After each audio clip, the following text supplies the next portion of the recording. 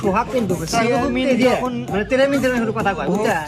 আচ্ছা দেখি ভাই থেকে আসেন নাই বারান কি হয়েছে কোন? তারপরে আরে বাপরে কি হবো, কি সমস্যা গতবার তো আপনারা চেয়ারম্যানে দেখুন। তোমরা ধরে মেরে তুলে দিলে, ভিডিওটা এবার এমপি আপনারা তার আছে share কিন্তু করে দিবেন। তোমরা ঠেলা ঠেলা দিয়ে তুলে দিও। চ্যানেলটি তোমাকে তোমার ঠেলা ভোটের আগে এসে নানান ধরনের অদা দাও, আর ওটার পরে আর খবর থাকে না। কি রে এই আমাকে চেনে না নাকি রে, চেনা দে। আরে ভাই কি কি করলো না এখন চেয়ারম্যান সাহেব বোমা না।